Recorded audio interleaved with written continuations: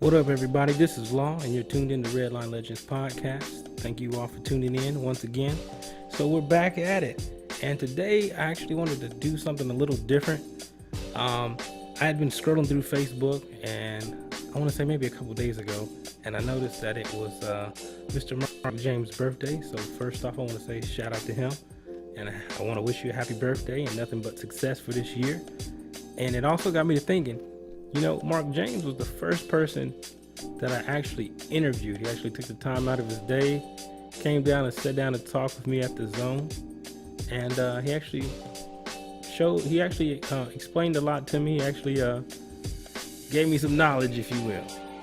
So today, I'm not going to talk a lot, I don't think, but I'm going to let him talk. And we're going to go back to the archives, blow the dust off the files and see if we can get it uploaded. Like I said, that was my first interview. I've been working on this for about 2 to 3 years. So the audio, I know it was jacked up. I just bought all this equipment and I didn't know how to work it, but I was trying to make it happen. So bear with me. I know it's not the usual quality that everybody's used to, but I can assure you, you'll be able to hear it. And I'm pretty sure you'll be able to take something from it. One of the things that I want you all to take from it and actually comment in the comment box below once you've watched it is just comment on some people that have influenced you or people that have, you know, gone before you that you learned a lot from. It's okay to give somebody their roses while they're still alive. And that was when I first started this podcast, that was really one of the foundation, one of the key things is celebrating people while they're still alive. And Mark James, man, I hope you have a great birthday, a great birthday weekend. Hopefully I see you this weekend.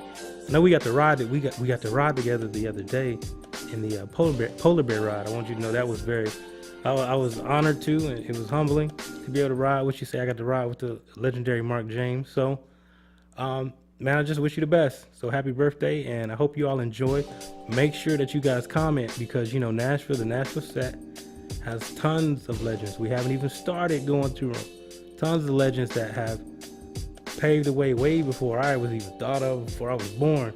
So we want to big you guys up and give you guys the respect and give you guys a platform to where we can say, hey, we appreciate you and we recognize everything that you have done. And hey, give you the opportunity to spread some knowledge or just go back and talk about some of the joys of back in the day. So I hope you all enjoy Redline Legendz podcast.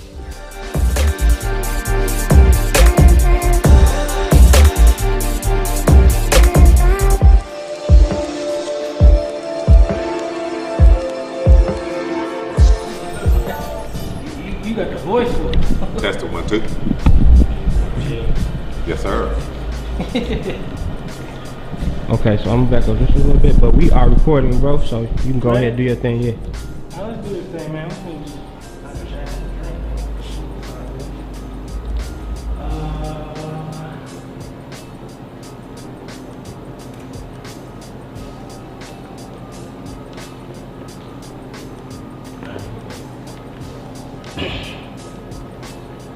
Yo, what's up, y'all? This is your boy Law, and you're now tuned in to Redline Legendz podcast. Let's get started straight into it. Where we honor and we celebrate our legends. Today we have a special guest. Let me first tell you about how I first met him. I'm a young cat, new to the bike scene, just vested up. I'm coming into a party, and you know there's a lot of guys my age. They came in with mugs on their face. You know how you try to come in, you try to be hard. You walk through the party, greeting people, saying, what's up? Like, what's up, man? What's up, man? And everybody's just kind of stiff. And then over in the corner, you see some lighters. And I go over there, and there's a guy over there with a big smile on his face, got a Kango hat. Say, hey, man, y'all taking a picture? Y'all need to take a picture? Come get in this picture real quick. That was the legendary Mark James. The first time I met him. Mark James, thank you for coming. You're actually the first person on Redline Legendz podcast. Appreciate it. Thank you, man. Appreciate it. That's what's up, man. Appreciate it. So let's just get into this thing.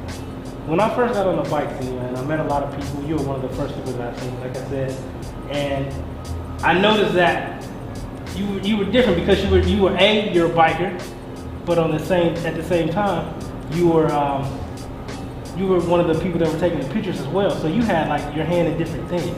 And that was one of the things that I always admired about you. But let's rewind it back all the way to the beginning. How did you first get into motorcycles? Well, back in 1985, a long time ago, if you don't believe me, ask your mama. I was a kid just like anybody else, and all the guys that was over me was older guys, and I had a mom. I was the only son. I had 3 sisters. So I followed the guys that was on the block. I got the medal with model cars and started building mini bikes, and from mini bikes building cars. And that's how I got into biking. I was first a bounty hunter when I was a kid. After about 3 years of being a bounty hunter from outside Nashville, I met a couple of guys out north Nashville, road runners, Charles Johnson, Denny Dew, Alvin Featherston, Wop, Clarence Robinson. A lot of older guys. I kind of didn't have a father, so I fell in their footsteps. So I started riding motorcycles with the road runners. Okay. As far as how old do you think you were when you joined road runners? I was in 85, and I'm 62 now, and this is 2017, you do the math. Right. What was your first bike? My first bike was a Honda 750. Everybody had one. They was choppers back in them days, and we all converted over to Cafe. That's how I got into racing. What? Racing? Like street racing? Street racing. We all used to meet up at Hadley Park on the side of the road and race on a daily basis. Every day we get off work, that's what our clubhouse is for us, on the street. Road Runners had a clubhouse, Cobras had a clubhouse, quite a few other clubs had clubhouse. El Amigos, where we used to race on Sundays just like we was at the drag strip. Gotcha. Well, let me ask you this. I'm new to the game. I've been in it for now, maybe 6 years, if that. And I remember when I first got into it, I was naive towards a lot of things. But at the same time, there was a lot of exciting things happening. Exactly. And I guess me getting into it now, you kind of learn things and you're not as naive as you once were. When you first got into it, what was it for you that you, what did it for you? Was it the adrenaline of racing? Was it just the excitement of being out with your brothers? What did it for you? What was like, oh yeah, I gotta keep doing this? What was that? By me being a hot rodist, the motorcycles came into play. So having a clean motorcycle, being around a lot of guys that love to cook, and that's what it was all about back then. Back then it was all about cooking out, taking your hat, putting some money in a hat, getting some chicken, wherever we was, cooking on a grill. It was about camaraderie. I mean, not only my club brothers, all bikers that rode bikes. It wasn't no social clubs on the set back in the day, so it was all about brotherhood. Yeah. And that's what it always should be about, brotherhood. It's changed in these days because times changes, but that's what it was about me. It was about being around a bunch of guys that love to ride motorcycles, that love to cook out, and just do camp outs. So check this out. With that being said, I'm gonna ask you this question. For the different years that you've been involved or you've been on dealing with motorcycles, I'm not even talking about just the set. For you personally, what was your favorite time period? Was it the time period that they had I don't know, were you around when they were doing the dirt races? Yes, that's what we used to do. Did they do when they did the camp outs for a long period of time? That's what we did. What was your favorite time? The favorite time was waiting on Friday. My favorite was Thursday nights at Free Spirits on Thursday nights, and you stayed at Free Spirits till daylight. What was going on at Free Spirits? And Free Spirits was a club that was on Charlotte. That every Thursday night it was the hottest club in Nashville. It was a motorcycle clubhouse. We went there Thursday nights. We partied till daylight and still had to go to work on Friday morning. But we knew Friday was our last day at work. So Friday we going to somebody's camp out that started on a Friday and camped out all till Sunday. And it's like we wore out on Sunday, we get some sleep, and we go right back to work Monday.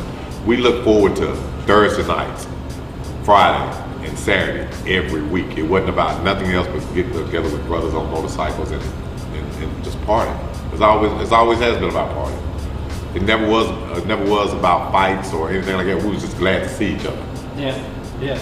So that's what time period would you say that was in, like? That was they in. Eventually, I don't know if they still got the Free Spirit. So. No, Free Spirit's not around. That was in the 90s. That was the early 90s. You say 91, 89, 91, back in that era. So that was way back in the day, where they had wooden floors and everybody had a coal stove in the building. That's how we kept warm, but it was packed in there. They had the best, greasiest cheeseburgers you ever want to eat. I've seen the pictures, and I remember a couple people telling me about it. They would do like the color count. They would actually ride their bikes through the clubhouse. Not at the Free Spirit. Okay. The color count, that's when the Naptown Rider would have a party.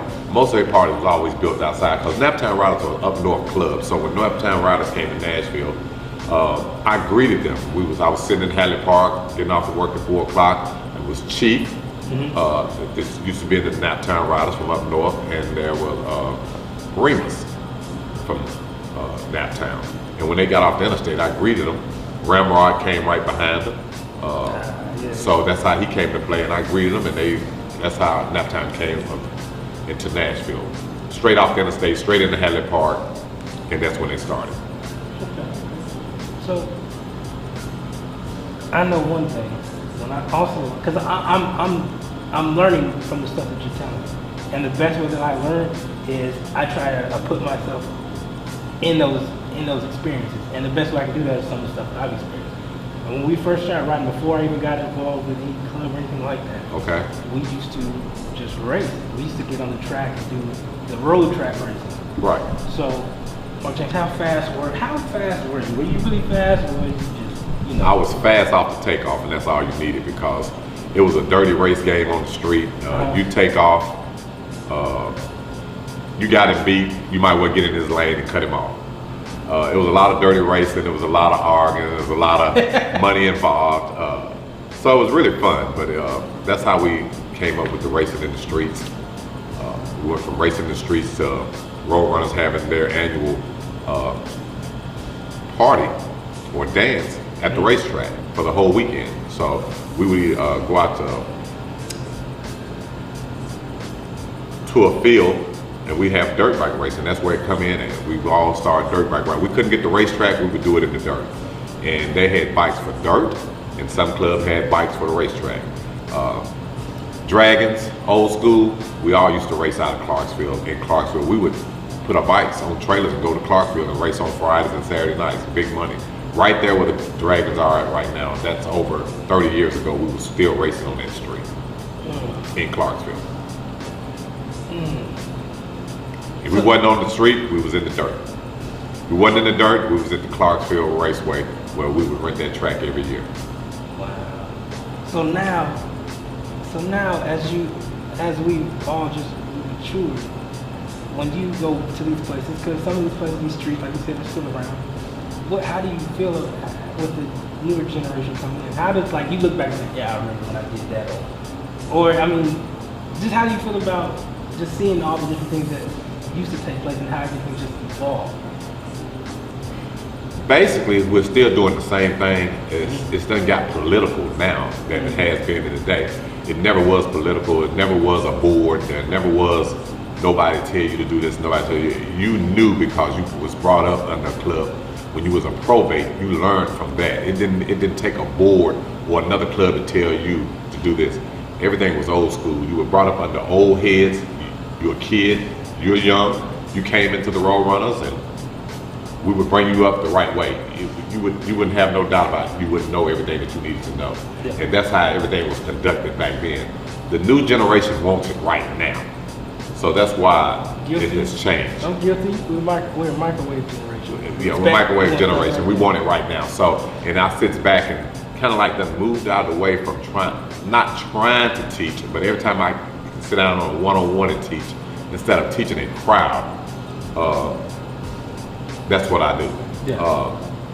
To teach a crowd, the young generation that took over, call themselves taking over the set or taking over the bikers, they are like politicians. They want it their way, so therefore they're not going to let you speak the truth because they want it their way. So that's how the difference in the years has changed. Well, that's one of the reasons why I wanted to do this. I use the term married to the game because I really do have a passion for riding motorcycles, for being a part of it, a part of being a part of a brotherhood. And one area that I did see was that there's a gap between the generations. And what this, primarily one of the main functions of this podcast is to bridge the gap. How do we go back and say, okay, this person has contributed and impacted the community. Not only the community as far as motorcycles, but the community just period. How do we go back and say, okay, we want to honor you. We want to hear, we need to learn from you. And this is kind of one of the platforms that Redline, that's what one of the things Redline is. Yes. So we definitely want to give you the props, the honor, respect, while you here, while I can see you face to face, like Mark James.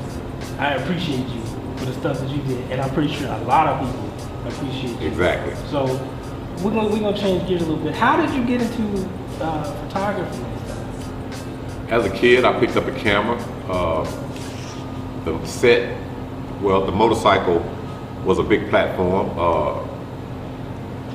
Picked up the camera, loved it since day one. It's a passion of mine. I've been taking pictures for over 40 years. I am a award-winning photographer. In 2010, before I retired out of the military, I won an Emmy for photography. Whoa. It's just me clapping, y'all. And big him up. on this, it was a guy called Button Man, came out of Naptown, Indianapolis. He did buttons on the set, and that's the only way you can get a picture. He'd take your picture and he'd put it on a button. But he was out of Indianapolis. I'm out of Nashville. So when he came here, I liked what he was doing, even though I was just shooting pictures. And I picked up a button machine called Badge a Minute, and I started doing buttons at $5 a piece. And from buttons, it went on from doing small pictures. So I have to give it out to Button Man in Indianapolis, Naptown Raleigh, to taught me the button game. That's when we used to wear buttons on our vests back in the day. I've seen some of those. And I went from that, and I never have put the camera down. In the military, that's what I was, a combat photographer, so I've always had a camera with me. So did you, I mean, looking back now, did you realize it could become this big? And what I mean by big is you impact a lot. Let's put it like this, and this is what I mean. Think about it, from a young cat like us. Think about it like this. We'll throw a party. It'll be a big party on Saturday. Tell me this. Are you not getting inboxed by Sunday, Monday? Hey, Mark James, did you post the pictures yet? I just got it yesterday. This is what I'm saying. I went to work Friday, and this young lady said, when are you going to post the pictures from last night? And I said, it's always that one. They were always asking you, when you going to post the pictures from last night before I could even get out of the bed. Wait, and look, and from, I've grown a lot, but when we first came through, you know, we smelling ourselves, we like the attention from the ladies, and you might be entertaining a couple of them, and think when you be posting them pictures, back in the day, you would have, man, presidents be like, oh my gosh, don't post that picture. Don't post that picture with me and such and such, please. And you look on there, you have the ability to ruin somebody's week by what you post when you start uploading all them pictures. Let me go back to this. Talk about ruining somebody's week. I have went through 3 wives. Ooh. Let's put that out there. I went through 3 wives by being on this motorcycle set. So let me tell you, it's a fun place to be, but you can ruin a marriage just by the motorcycle set. What it brings a lot of fun. And that fun can get you not going home. Back in my day, back in your day, in this day in time, you will not go home. Someone say, hey, won't you come go with me? You go with them and you sleep, and then you oversleep, and then before you know it, you done slept all morning. You're like, what I'm gonna do when I walk in this door? So therefore, don't get it wrong. I've been doing the same thing that you all did when I had a Jerry curl, which I'm bald now. But when I had a Jerry curl, I was the hottest thing on the set, and I was young. So I can go back and talk to relationships that's on the set. As a mentor, I could talk to couples on the set and tell them, you know, the do's and the don'ts of a motorcycle to keep a relationship, because it's hard to keep a relationship on this motorcycle game when you first get into it, because it's so fun, so much fun. There's so many women out here, you know. But if we go back and start by guys getting together, guys doing the guy thing, it would be a whole lot much better if we just speak the truth on the motorcycle side of it. A lot of clubs would stay together. and stop favoritism. We're like crabs in a basket. We're always pulling somebody down. If you see something you like to do, strive for it. Don't try to pull another person down. You strive for it, and I guarantee you, leave it in God's hand, it will come to you. And that's the main focus on this bike set. If you do everything, put it in God's hand, and I'm reaching back, and you put it in God's hand, it will work a whole lot better than you doing it out of your brain or your heart. If you do it out of your heart, you will do it right. If you do it out of your brain, you're going to do it wrong every time because you're thinking, and you're thinking wrong. So do everything that you do out of your heart.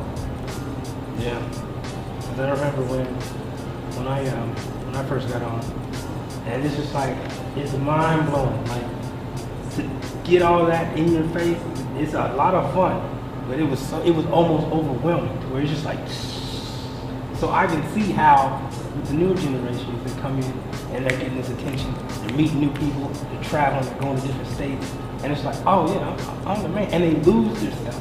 They lose themselves. They lose their stuff, and I was a victim of it for sure. And I seen that in you. You know? I seen that in you. And now here we are. I started I was 23, 24, now I'm 31. You're a whole different person. You understand the game now. Yeah. And so that's why I really want to do this, because even as I'm aging, I'm finding myself, like, even at work, I could be working, like, I have a little night job, and it's just like a little side gig where I make some extra money. But there's younger cats in there, and I find myself listening to them talk about, oh, I'm doing this to my car, I'm gonna get this done, and I'm just like, I was there, I could see me and them, and I'm like, you could save so much money, you could invest, you could do this, you could move so differently, but that's just not where they are. And I can try and reach out to them and try and pull them, like, no, you don't want to do that.